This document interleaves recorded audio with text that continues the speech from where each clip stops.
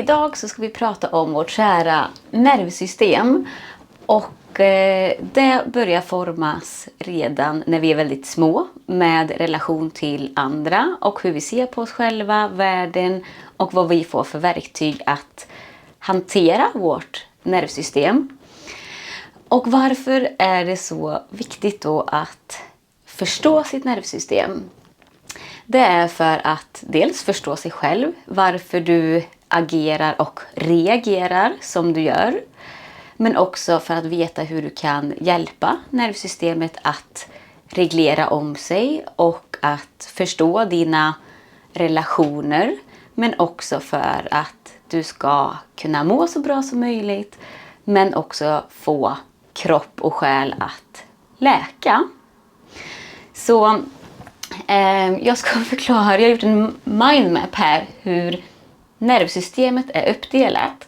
För vi har ett nervsystem men som är uppdelat i olika områden och delar som har olika ansvarsområden. Men de påverkas och påverkar varandra.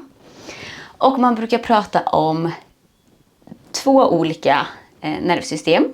Det ena är det centrala nervsystemet som innefattar hjärnan och ryggmärgen.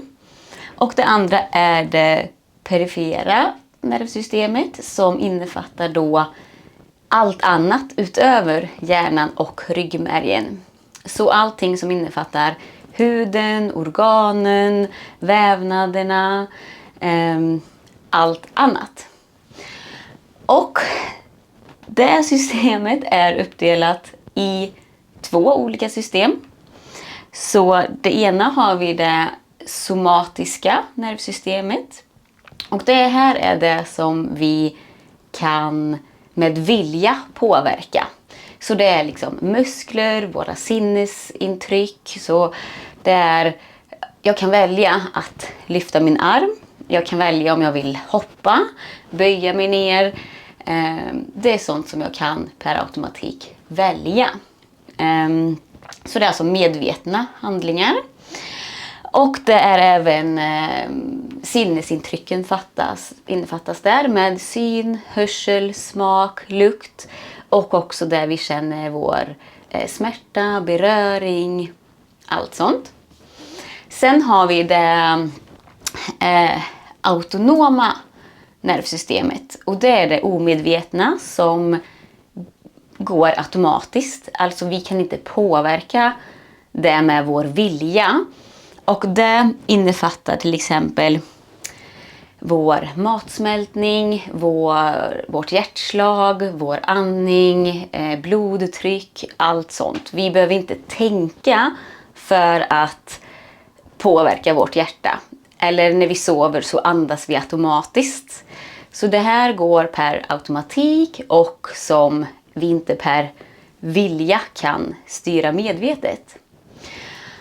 Och det autonoma är också då uppdelat i två olika delar.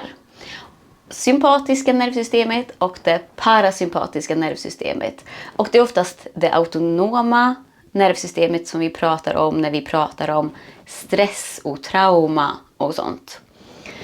Så det sympatiska nervsystemet, det här är vårt larmsystem. Det här fäkta eller slåss. Det är när vi är utsatta för fara och behöver mycket energi, kraft, styrka för att klara av en situation. Så det här är vårt larmsystem. Så det parasympatiska nervsystemet, det är då när vi hamnar i harmoni, i trygghet, när vi känner oss lugna, harmoniska och där kroppen har sin funktion i att kunna läka sig själv. Det är kroppens tid att återhämta sig, att reparera och laga det som behövs i kroppen. Det systemet är också indelat i två olika grenar i vagusnerven. Så Det parasympatiska nervsystemet är uppdelat i en del som heter ventral vagus. Det är där vi kan känna oss sociala, ha närhet, känna sig trygghet, harmoniska och lugn. Men sen har det en baksida också som är dorsal vagus. Och det är där när vi hamnar i så pass stress och kollaps att vi hamnar i freeze. Alltså att vi kanske hamnar i en situation som blir för övermäktig för oss. Att vi inte kan fäkta eller slåss. Som gör att vi istället hamnar i freeze. Att okej, jag kan inte springa, jag kan inte fighta. Så det bästa jag kan göra nu är att spela död. Egentligen spelar du inte död för att när du hamnar i det tillståndet, i överlevnad i den stressen, så slås vissa funktioner av i kroppen för att du ska undkomma situationen. Så till exempel personer som har varit utsatta för övergrepp och sånt kan många gånger säga att men jag frös till, jag kunde inte röra mig, jag kunde inte tänka, jag visste inte vad jag skulle göra. Då har man hamnat i ett sånt tillstånd. Och då är det viktigt att komma ihåg att du kunde inte göra någonting för att det är kroppens funktion i att överleva att just stänga av. Så det är två delar. Det sympatiska är vårt larmsystem och fight-flight. Och parasympatiska systemet indelat i två. Ett som är lugnt och skönt och positivt och ett som är i överlevnadstillstånd. Så det viktiga att komma ihåg här är att de här två, det parasympatiska systemet och det sympatiska systemet, ska samarbeta. Det är viktigt för oss att kunna växla mellan de här. För vi behöver dem båda. Vi behöver kunna gå in i gasen, det här sympatiska, ha mycket energi för att kunna ta oss an olika saker. Men det är också viktigt att kunna växla om till det lugna, trygga återhämtningen. Så det viktiga är som sagt att kunna få de här att samarbeta och växla och ha en balans mellan de här. Att kunna skifta upp men också att kunna skifta ner. Så för att illustrera detta lite tydligare så pratar man ofta om ett toleransfönster som innebär att ju större toleransfönster du har, desto lättare kan det parasympatiska och sympatiska nervsystemet växla och samarbeta. Alltså, desto större fönster du har, desto större motståndskraftigt är du för påfrestningar utifrån och kan reglera mellan att hantera stressiga situationer men också få återhämtningen. Så ju större toleransfönster du har, desto lättare kan du hantera påfrestningar och skapa den här balansen. Medan desto mindre du har, desto lättare är det att åka utför detta fönstret och hamna i för mycket gas eller för mycket broms. Så det sympatiska och parasympatiska systemet är viktigt för oss. Vi behöver de båda. Och de båda är egentligen neutrala. Det beror på hur vi tar hand om det och agerar utifrån det som har en inverkan på oss. För det sympatiska, det kan vi säga är vår gas. Det är det som gör att när vi springer, dansar, leker, tävlar, är med kompisar, jobbar, städar, gör saker, så aktiveras det för att vi ska orka att göra saker. Då behöver detta uppregleras. Vi behöver ha energi och kraft att orka göra saker, att orka ta oss an saker. Så Det här behöver vi ha. Det farliga är när man fastnar här uppe. Då sätts larmsystemet igång. Så samma sak med det parasympatiska systemet som är nedreglerande. Det är vår broms som ger oss vila, återhämtning.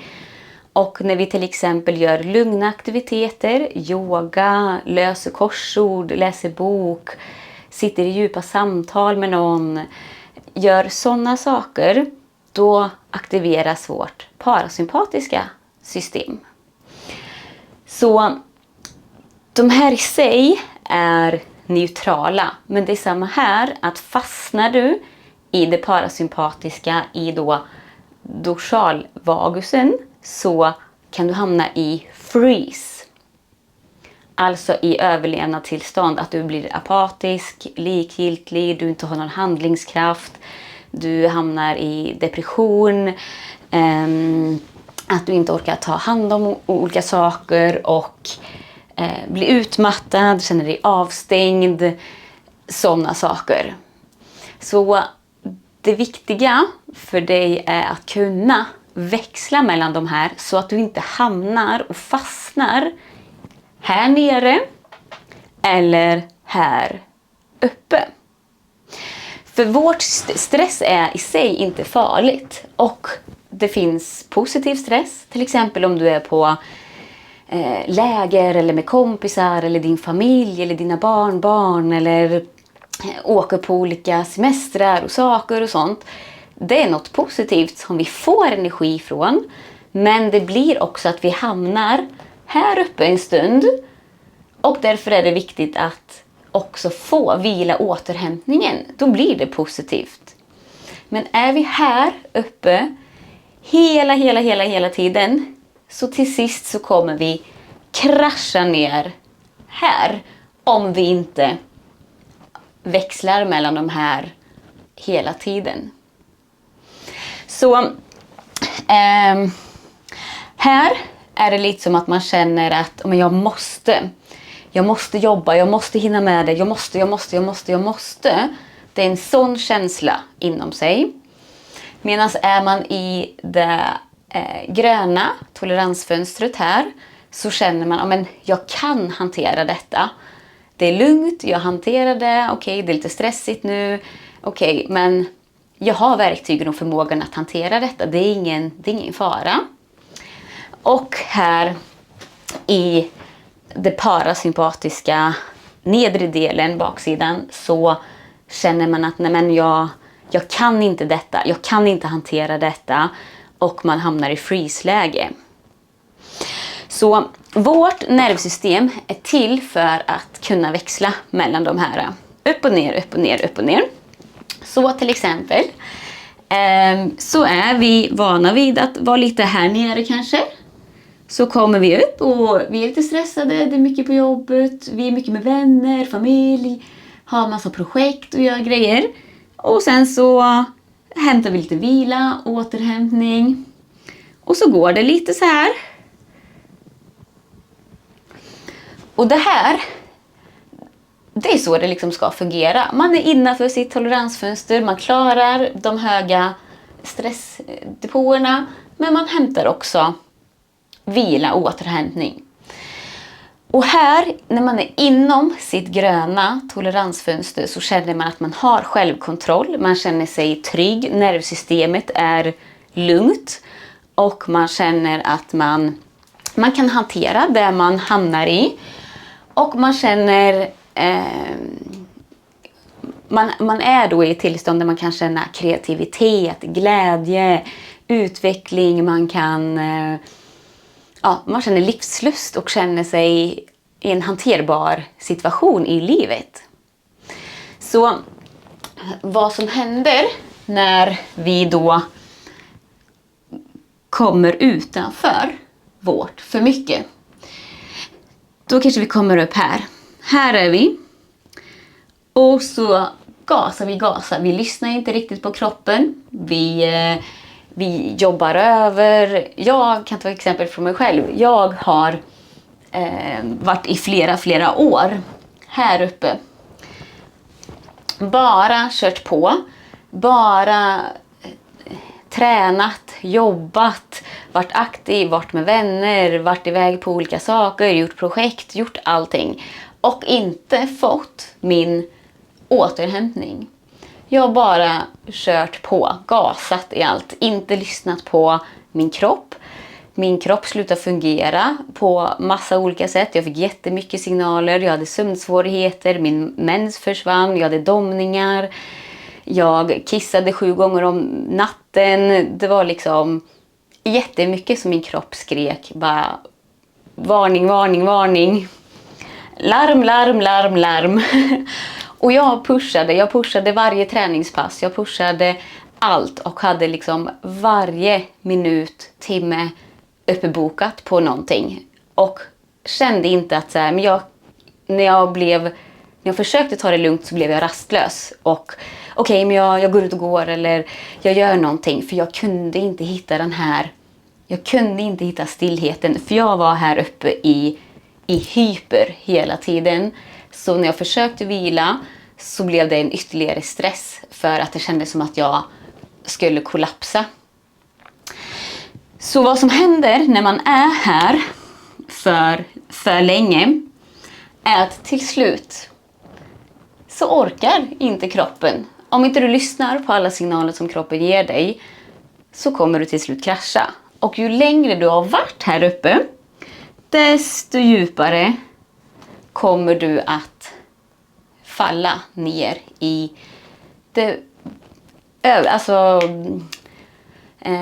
i din stress, fast i det parasympatiska, alltså freeze, att så här, jag klarar inte detta längre, det här är för övermäktigt, kroppen stänger av för att rädda dig.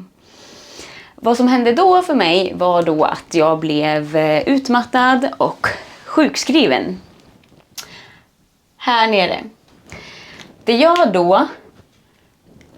Vad som då hände för mig är att jag blev jättekänslig för intryck. Jag orkar ingenting. Vanliga saker som jag tränade ändå flera timmar om dagen. Jag var fullt upp. Tog på mig massa projekt, allting. Till slut så orkar jag inte ens gå och handla. Jag orkar inte laga mat. Jag orkar inte städa. Jag orkar ingenting. För att jag hamnar i freeze. Man stänger av, man känner tomhet, man orkar inte såna här lätta saker. Till exempel som att bara boka en buss eller tågbiljett blev för övermäktigt. Det blev för övermäktigt att ens skaffa batterier till min brandvarnare. För det kändes som ett så stort kliv att göra. Så det som hände då var att jag hamnade här nere. Jag rörde inte på mig, jag var bara hemma, jag träffade inte vänner. Jag kunde knappt ha min telefon eller dator. Jag försökte göra yoga, men var det musik i bakgrunden så störde det mig. För min kropp sa bara stopp, stopp, stopp, stopp. Och här nere blir man också väldigt känslig för intryck. Så här uppe så kan det blir liksom mycket intryck. Detsamma är du mycket vid telefonen. Och det plingar och det kommer upp saker på telefonen. Så är du här uppe. Så här nere så blev min broms alldeles för stark. Så att istället för att kunna göra vardagliga saker så kunde jag inte göra någonting. Jag hamnade utanför mitt toleransfönster. Hade jag däremot varit lite här uppe ibland men kommit ner, vilat, upp och ner, så hade jag haft en helt annan livssituation. Så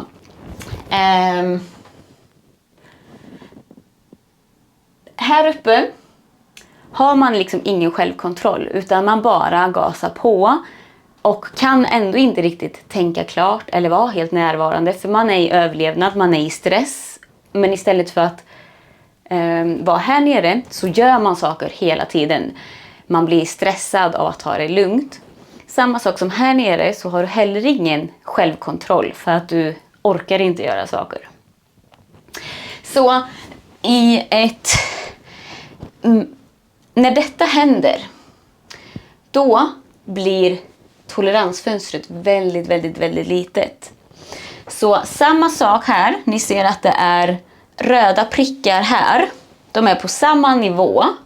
Och de blåa prickarna här är på samma nivå. Så samma typ av aktivitet här uppe blir ett ännu större steg.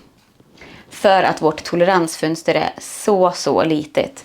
Så säg att här var jag innanför mitt toleransfönster när jag jobbar till exempel. Eller jag handlar kan vi säga. Så i samma nivå här så hade det hamnat utanför mitt toleransfönster. Det hade alltså krävt jättemycket mer energi och kraft av mig att göra samma handling för att mitt toleransfönster är mycket lägre. Jag är mycket känsligare och reagerar kraftigare på att göra saker och behöver ha mer återhämtning. Så samma sak så hamnar man lättare utanför sitt toleransfönster.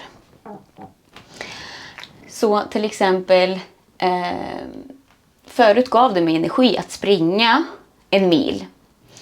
Men när jag hade ett lågt toleransfönster så kunde jag inte ens gå ut och gå 2 kilometer. För det var alldeles för stor påfrestning på mig. Så det här visar hur man kan förstå sig själv. Vad är det som ger energi? Vad tar energi? Så som sagt, även när du gör roliga saker så tar det ändå energi. Du får sinnesintryck, du är med folk, det händer grejer, så blir det en påfrestning på kroppen. Även om det ger energi så behöver du också kanske vila efter det för att det ska processas i kroppen, i huvudet, i kroppen, allting. Så att har du varit iväg en helg eller en vecka eller någonting så är det klokt att ta 1 eller några dagar själv för att återhämta dig. För att hitta den här balansen. Så ett stort toleransfönster, så har du ett motståndskraftigt nervsystem. Du kan lättare växla mellan uppreglera, nedreglera, mellan aktivitet, vila, gas och broms. Och är det så att du känner att okej, men jag har en väldigt stark gas och fastnar i för mycket gas. Då behöver du lära dig att hitta mer stillhet, mer vila, återhämtning. Medan känner du att du fastnar ofta för mycket broms så behöver du ha mer rörelse, mer aktivitet. Och när vi är med om svåra händelser i livet, kanske trauman och andra situationer som vi inte känner att vi har kunnat behärska eller hantera, då har nervsystemet svårt att reglera det här. Då har man i regel ett smalare toleransfönster. Att man lättare kan överreagera på vissa saker och att man lättare hamnar ut ur det här toleransfönstret. För som jag sa i början så nervsystemet går att ändra. Vi människor är dynamiska. Men nervsystemet och hur vi fungerar mellan gas och broms och hur vi mår och hur vi känner oss och hur vårt nervsystem fungerar påverkas redan från dagen när vi föds. Och det kommer att komma in mer på kring anknytningsteorin som har en väldigt stor viktig del i just hur nervsystemet fungerar.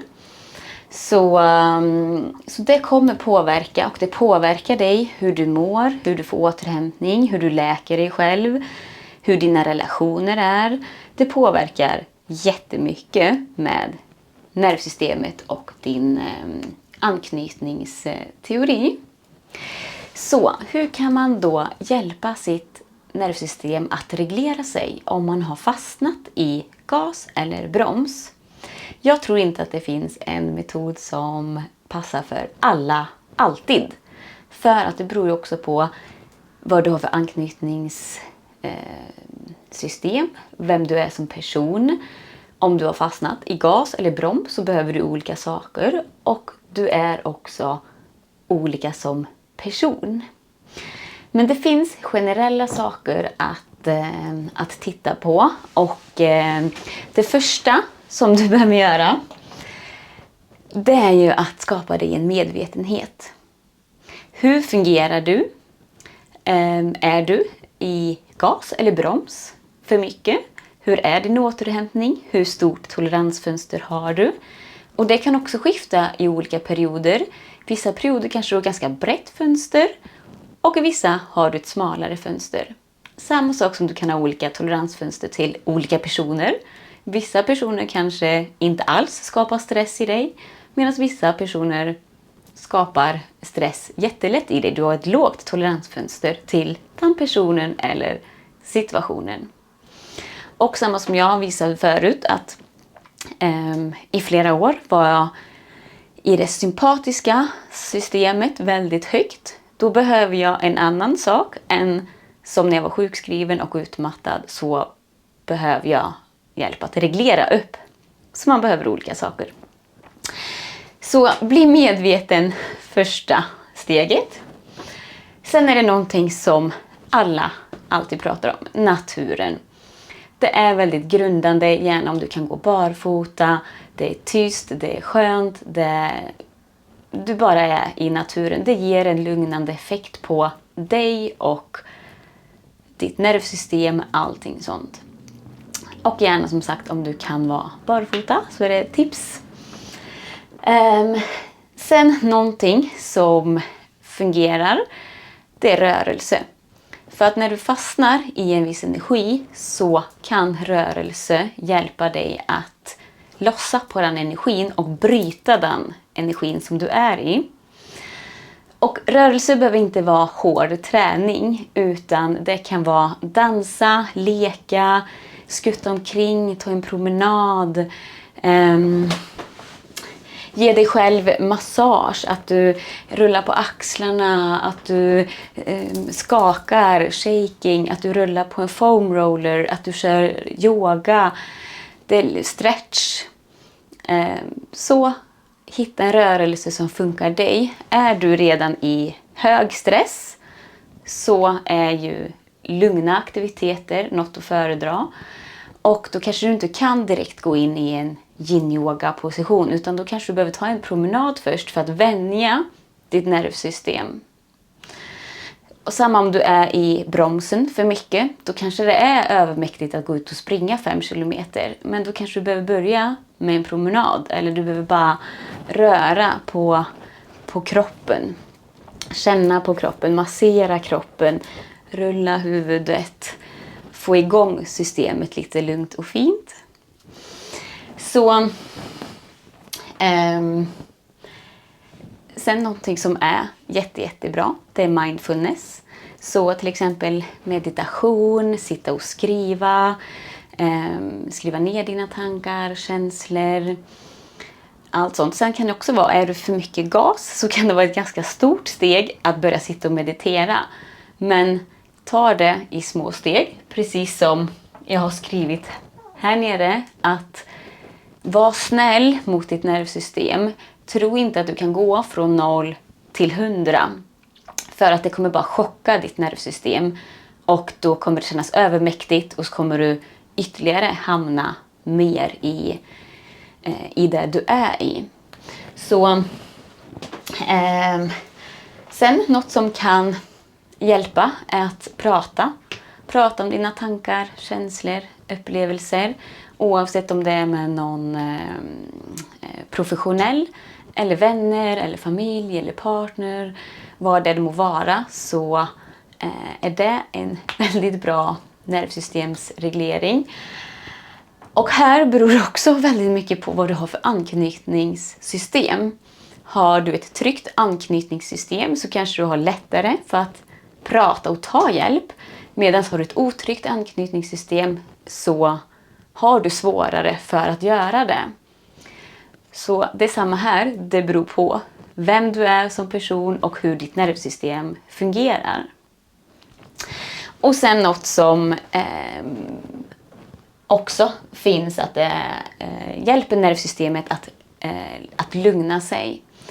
Det är yin-yoga, alltså lugn-yoga, stretch-yoga och tapping. Och tapping är att du tappar på olika punkter på din kropp, i ansiktet och på kroppen.